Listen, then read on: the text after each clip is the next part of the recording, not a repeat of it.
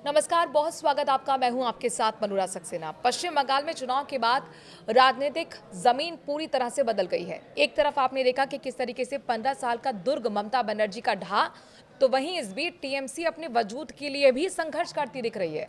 सुगबुगाहट कुछ ऐसी है कि पार्टी अपने वजूद के लिए संघर्ष कर रही है, टूट की सुगबुगाहट भी है। तो क्या वाकई ममता बनर्जी अपनी पार्टी को टूट से बचाने में कामयाब रहेंगी?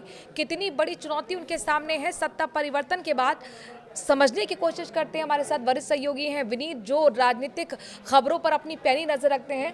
विनीत, आपका स्वागत है।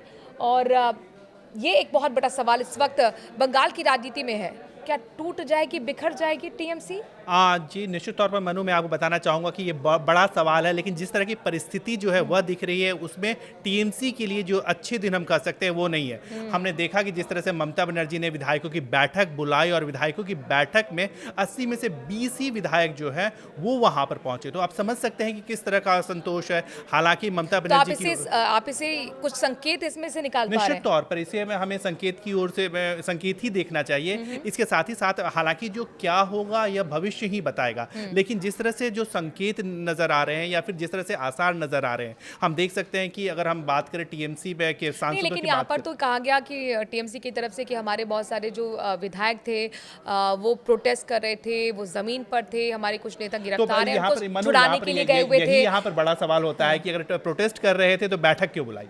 दूसरी बात यह है कि वो प्रोटेस्ट क्यों कर रहे थे। अभिषेक बनर्जी की जिस तरह से पब्लिक में जिस तरह से जब वो उनको ईडी ले जा रही थी, तो उस समय जिस तरह से घटना उनके साथ घटी, कल्याण बनर्जी के साथ जिस तरह की घटना घटी, इसका मतलब यह है कि कहीं ना कहीं जनता के मन में भी जो है वो असंतोष है, जो जनता के मन में गुस्सा है। इसके साथ ही साथ अगर हम बात करें टीएमसी के बारे में बात करें, तो टीएमसी के जो मुख्य, या फिर हम किसी भी रीजनल पार्टी के बारे में बात कर सकते हैं, विचारधारा की बात हो, लेफ्ट के खिलाफ टीएमसी जो है वो आई थी, लेफ्ट की विचारधारा को अपोज कर रही थी, लेकिन कहीं ना कहीं जो लेफ्ट के तत्व थे वो बाद में धीरे धीरे टीएमसी में जो है वह समाहित हो गए।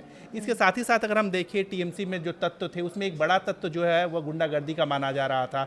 गुंडागर्दी के कारण जो है वो कई लोग जो है वह परेशान थे, जो कुछ लोग जो है वो तानाशाही के भी परेशान थे।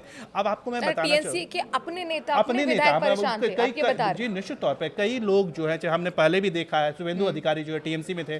टीएमसी में वैसे थे जो कांग्रेस में पूरा परिवार जो है शुभेंदु अधिकारी का कांग्रेस में हुआ करता था, और उसके बाद ममता बनर्जी के साथ वो टीएमसी में आते हैं। टीएमसी में ममता बनर्जी के बहुत ही करीबी रहते हैं, कह सकते हैं मजबूत सिपहसालार होते हैं। लेकिन चूंकि उनके पास वो इतने मजबूत वो थे कि वो लड़ सकते थे, इसीलिए वो बीजेपी में आ जाते हैं। हमने कई लोगों को पहले भी देखा, हमने मुकुल रॉय को देखा कि मुकुल रॉय जो है वो आ गए थे ममता बनर्जी के खिलाफ, जो है वो जो मजबूत और अभी जो भी तो लगते। कल्याण बनर्जी का जो आपने जिक्र किया, उन पर टीएमसी के सांसद ने ही एक गंभीर आरोप लगाया। हाँ, निश्चित तौर पर आप ये देख सकते हैं कि जब पार्टी सत्ता में नहीं है तब किस तरह की स्थिति आ गई है, किस तरह की असंतोष अब निकल कर सामने आ रहा है। वो अब आप समझ जाइए कि काकोली घोष जो है वो कल्याण बनर्जी की शिकायत करते हैं और वो लोकसभा अध्यक्ष को चिट्ठी लिखते हैं। अगर इस तरह की शिकायत जो है वो उनको करनी होती तो सामान्यतया वो शिकायत जो है वो अपनी पार्टी के प्रमुख से कर सकती थी।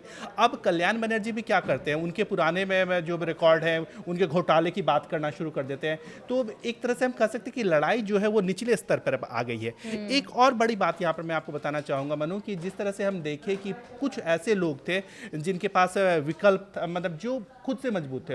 हमने जैसे बात की, मुकुल रॉय की बात की, एक समय में ममता बनर्जी के राइट हैंड हुआ करते थे। शुभेंदु अधिकारी की हमने बात की, वो ममता बनर्जी के राइट हैंड हुआ करते थे।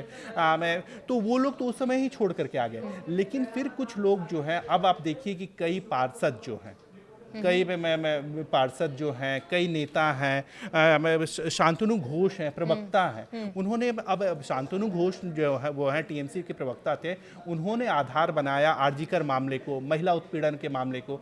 अब आप समझ जाइए कि किस तरह का असंतोष जो है वह ममता बनर्जी के खिलाफ है। तो ये बहुत बड़ी अग्नि परीक्षा दिखती है हमें ममता बनर्जी के सामने कि हार के बाद क्या वो बचा पाएंगी, एकजुट कर पाएंगी विधायकों को?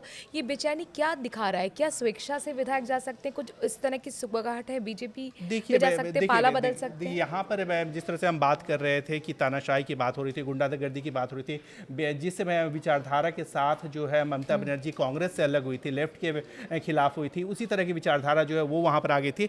अब जो विधायक हैं या फिर हम कह सकते हैं कि अब जो नेता हैं उनके पास विकल्प है।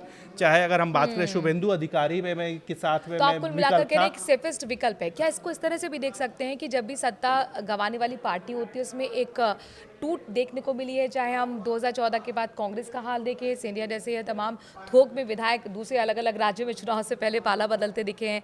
आप में एक असंतोष हमने हाल ही में देखा, राघव चड्ढा 7 राज्यसभा सांसदों के साथ चले गए। क्या क्षेत्रीय पार्टियों की जो राजनीतिक निष्ठा है उस पर भारी पड़ जाता है सत्ता का लालच? सत्ता का लालच के साथ साथ कई बार जो है ना विचारधारा की बात हो जाती है कि जिस मूल विचारधारा के साथ आप चुनाव में आए थे, चाहे अगर हम आम आदमी पार्टी की बात करें, उस समय आप देखिए जब आम आदमी पार्टी शुरू हुई थी, एंटी करप्शन मूवमेंट के नाम पर शुरू हुई थी और किस तरह से शीश महल बनाया जाता है, तो क्या विचारधारा क्या थी और वे किस तरह पे आ गए। अब दूसरी बात अगर हम यहाँ पर सिर्फ आम आदमी पार्टी ही ना देखें, अगर हम दूसरी पार्टियों में भी देखें, चाहे हम बीजेडी में देखें, बीजेडी में भी कई लोगों ने जो है अभी कुछ दिन पहले एक राज्यसभा सांसद जो है वो बीजेपी में शामिल हो गए। इसी तरह अगर हम शिवसेना की बात करें, शिवसेना में भी जो विचारधारा है, अगर हम शिवसेना की बात करें, बीजेपी अक्सर हाँ वो कहती है कि जो राम मंदिर की बात करती हो, जो बाला साहब ठाकरे की शिवसेना हो, जो कट्टर हिंदुत्व की बात करती है, अब वो एनसीपी के साथ गठबंधन में है। अब वो एनसीपी शरद पवार के साथ गठबंधन में है, अब वो गठबंधन में है कांग्रेस के साथ।